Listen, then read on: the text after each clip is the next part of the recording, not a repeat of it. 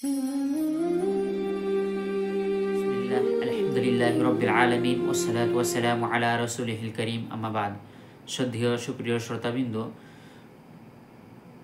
গত দর্শে আমরা শুনছিলাম সালাতের আরকান সমূহের ব্যাপারে, সালাতের স্তম্ভ বা বুনিয়াদ সমূহের ব্যাপারে আমরা শুনছিলাম। তো আমরা প্রায় 6 থেকে 7টা আমরা রুকুন শুনেছিলাম সংক্ষিপ্তভাবে। আজকে বাকি যেগুলো রুকুন রয়েছে সেগুলো নিয়ে আলোচনা করব ইনশাআল্লাহ। সুপ্রিয় শ্রোতাবৃন্দ, তো আমরা শুনেছিলাম যে সেজদা করতে হবে 7টি আযা অর্থাৎ 7টি অঙ্গের দ্বারা।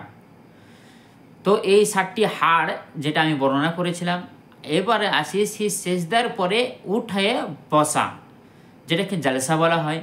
তো ওই সেজদা থেকে উঠে যে বসবো বৈঠক, ওই বৈঠকের বসা, এটাও হলো একটা রুকুন, এটাও হলো একটা রুকুন, এটাও হলো একটা স্তম্ভ।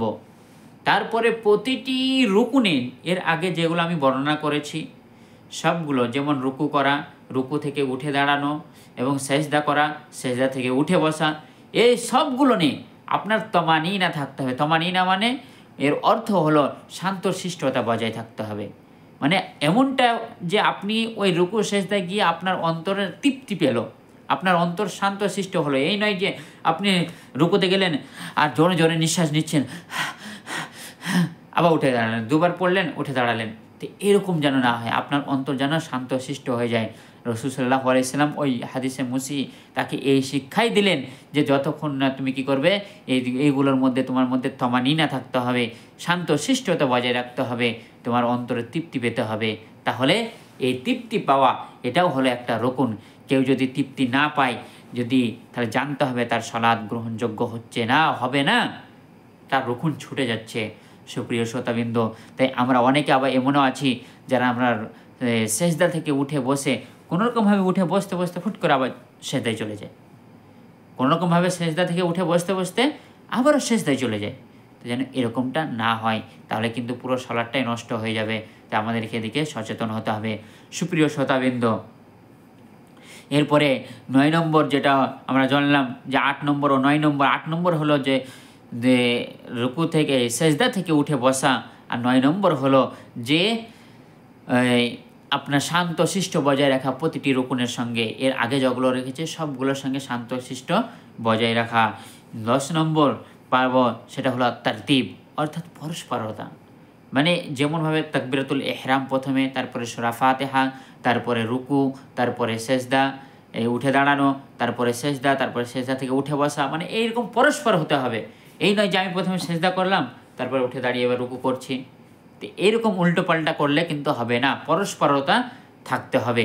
সুপ্রিয় শ্রোতাবৃন্দ, ঠিক অনুরূপভাবে 11 নম্বর যেটাকে আমরা নিয়ে আসবো সেটা হচ্ছে আত-তাশাহুদ আল-আখির, অর্থাৎ তাশাহুদ আল-আখির বলা হয় আত-তাহিয়াতু লিল্লাহি ওয়াস সালাওয়াতু। যেমনভাবে হাদিসে মাসউদ রাদিয়াল্লাহু তাআলা আনহু বর্ণনা করেন, আমরা প্রথমে কি করতাম, এই আত-তাহিয়াতু ফরজ হওয়ার আগে, তাশাহুদুল আখির ফরজ হওয়ার আগে আমরা পড়তাম জিবরিল আলাইহিস সালামের উপর সালাম, এরকম দোয়া পড়তেন। তখন আল্লাহ রাসূল সাল্লাল্লাহু আলাইহি ওয়াসাল্লাম তাকে শিখিয়ে দিলেন, তাদেরকে শিখিয়ে দিলেন, বললেন যে আমাদেরকে শিখিয়ে দিলেন আমরা যেন বলি আত-তাহিয়াতু লিল্লাহি ওয়াস সালাওয়াতু ওয়াত তাইয়্যিবাতু আসসালামু আলাইকা আইয়ুহান নবিয়্যু ওয়া রাহমাতুল্লাহি ওয়া বারাকাতুহু, আসসালামু আলাইনা ওয়া আলা ইবাদিল্লাহিস সালিহিন। তো এই দোয়াটা সম্পূর্ণ যে রয়েছে সেই সম্পূর্ণ দোয়াটাকে পড়া, এই দোয়াটাকে বলা হয় তাশাহুদুল আখির। তো এই দোয়াটা যখন আমরা সালাম ফিরব, ওই সালাম ফেরার শেষ বৈঠকে আমাদের জন্য, বা এই তাশাহুদুল আখির পড়া আমাদের জন্য অপরিহার্য, এটা আমাদেরকে জানতে হবে যে বৈঠকই হোক না কেন। তারপরে আসি যে এরপরে আল জুলুসু লাহু, শুধু তাশাহুদুল আখির পড়াটা নয়, তার জন্য যে বৈঠক রয়েছে সেই বৈঠকটাকেও আপনাকে বসতে হবে। তাশাহুদুল আখিরের জন্য যে বৈঠক রয়েছে শেষে, সেই বৈঠকে আপনাকে শান্তশিষ্টভাবে বসে থাকতে হবে। এটাও একটা রুকনের মধ্যে সমার করা হয়েছে। সুপ্রিয় শ্রোতাবৃন্দ, অনুরূপভাবে রাসূল সাল্লাল্লাহু আলাইহি সাল্লামের উপর দরুদ পাঠ করা, অর্থাৎ আল্লাহুম্মা সাল্লি আলা মুহাম্মাদ ওয়া আলা আলি মুহাম্মাদ কামা সাল্লাইতা আলা ইব্রাহিম ওয়া আলা আলি ইব্রাহিম ইন্নাকা হামিদুম মাজিদ। এই যে পুরো দরুদ, এই দরুদটাকেও তাই সালাতের রুকন হিসাবে ধরা হয়েছে। যেমনভাবে মুহাম্মদ বিন আব্দুল ওয়াহ্হাব এটাকে গ্রহণ করেছেন, রুকুন হিসাবে গ্রহণ করেছেন। যেহেতু এর মধ্যে মতভেদ রয়েছে যে এই রসুল সাল্লাল্লাহু আলাইহি ওয়াসাল্লামের উপর দরুদ পাঠ করা শেষ বৈঠকে এটা কি রুকুনের মধ্যে হবে, না এটা ওয়াজিবাতের মধ্যে হবে, না এটা সুন্নতের মধ্যে হবে। কেননা এর কারণ হলো এটা যে একদা সাহাবায়ে কেরাম তেনারা কি বললেন যে আমরা জিজ্ঞাসা করলাম, তখন রসুল সাল্লাল্লাহু আলাইহি সাল্লাম আমাদেরকে শিখিয়ে দিলেন, আমরা জিজ্ঞাসা করলাম যে আল্লাহ রসুল, আল্লাহ তাআলা তো আমাদেরকে আদেশ করেছেন যে আপনার উপর দরুদ পাঠ করব, কিন্তু আমরা কিভাবে দরুদ পাঠ করব আমাদেরকে শিখিয়ে দিন। তখন রসুল সাল্লাল্লাহু আলাইহি সাল্লাম শিখিয়ে দিলেন এরকমভাবে, আল্লাহুম্মা সাল্লি আলা মুহাম্মাদ ওয়া আলা আলি মুহাম্মাদ। তো এর দ্বারা বোঝা যাচ্ছে যে অনেকেই ধরছে যে এখানে তারা জিজ্ঞাসা করলো তাই বললেন রসুল সাল্লাল্লাহু আলাইহি সাল্লাম। যদি এটা অপরিহার্য হতো তাহলে রসুল সাল্লাল্লাহু আলাইহি সাল্লাম আগে থেকেই জানিয়ে দিতেন। তো এরকমভাবে যারা ধরছে তারা বলছে এটা সুন্নত। ঠিক অনুরূপভাবে যে এটা রসুল সাল্লাল্লাহু আলাইহি সাল্লাম শিখিয়ে দিয়েছেন এটা বলতে হবে, তো এটা ওয়াজিবাতের মধ্যে নিয়ে আসছে। আর যারা রুকুন হিসাবে নিয়ে আসছে তাদের কাছেও দলিল আছে, যেমনটা আল্লাহ রসুল সাল্লাল্লাহু আলাইহি সাল্লাম বা যে দোয়া আমাদেরকে শিখিয়ে দেওয়া হয়েছে যে দোয়া কবুলের জন্য সর্বপ্রথম আল্লাহ তাআলার প্রশংসা করতে হবে, রসুলের উপর দরুদ পাঠ করতে হবে, তারপরে নিজের জন্য যা চাওয়ার তা চেয়ে নিতে হবে। অনুরূপভাবে এই হাদিসটাতেই যদি আমরা গড় করি, ভাবনা চিন্তা করি, তাহলে আমরা পাবো যে সাহাবায়ে কেরাম বলছেন যে আমাদেরকে আল্লাহ তাআলা আদেশ করেছেন যে আপনার উপর দরুদ পাঠ করবো। তাহলে আদেশ যখন করেছে তাহলে এটা বোঝা যাচ্ছে যে সেই জিনিসটা অপরিহার্যতা আগে থেকেই রয়েছে। তো আর কোনো জিনিস তালাব করার জন্য সর্বপ্রথম আগে দরকার রসুল সাল্লাল্লাহু আলাইহি ওয়াসাল্লামের উপর দরুদ পাঠ করা। তাহলে প্রমাণ হচ্ছে যে এই জিনিসটাও প্রয়োজন রয়েছে, এটাও একটা স্তম্ভের মধ্যে পড়ছে। সেই জন্য ইমাম মুহাম্মদ বিন আব্দুল ওয়াহ্হাব এটাকে স্তম্ভের মধ্যেও গণনা করেছে, বুনিয়াদের মধ্যে গণনা করেছেন যে রসুল সাল্লাল্লাহু আলাইহি ওয়াসাল্লামের উপর দরুদ পাঠ করা। কাজেই এটা রুকুন হোক আর ওয়াজিবাত হোক আর সুনান হোক, যাই হোক না কেন, আমাদের করণীয় হচ্ছে যেন আমরা রসুল সাল্লাল্লাহু আলাইহি ওয়াসাল্লামের উপর দরুদ পাঠ করি, তারপরে নিজের জন্য যা ইচ্ছা তাই চেয়ে নিই। সুপ্রিয় শ্রোতাবৃন্দ, অনুরূপভাবে এর শেষ রুকুন, শেষ যেটা বুনিয়াদ, সেটা হলো তাসলিম, অর্থাৎ সালাম ফেরা। যখনই আমি সালাম ফিরবো আসসালামু আলাইকুম ওয়া রাহমাতুল্লাহ যখনই বলবো, তখন আমার নামাজ সম্পন্ন হয়ে যাবে। তো এর শেষে তাসলিমাতাইন অর্থাৎ 2 সালাম ফেরা, এটা হচ্ছে কি এর রুকুন।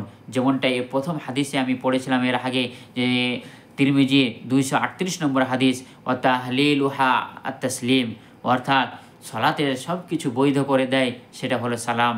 অর্থাৎ সালাম ফিরলে সব কিছু আপনার জন্য আমার জন্য বৈধ হয়ে যাবে, যেমনভাবে আগে বৈধ হচ্ছিল। সুপ্রিয় শ্রোতাবৃন্দ, তো আমরা টোটাল এই দার্সে জানতে পারলাম যে সালাতের আরকান বা রুকুন সম্পর্কে জানলাম যে সর্বপ্রথম যেটা হলো কি কিয়াম, অর্থাৎ দাঁড়ানো, নামাজের জন্য দাঁড়ানো। দ্বিতীয় সূরা ফাতিহা তেলাওয়াত করা। তৃতীয় রুকু করা। চতুর্থ রুকু থেকে উঠা এবং শান্তশিষ্টভাবে একদম সুঠাভাবে দাঁড়ানো 5 নম্বর হয়ে গেল। তারপরে এবার যাব সেজদা করা 6 নম্বর।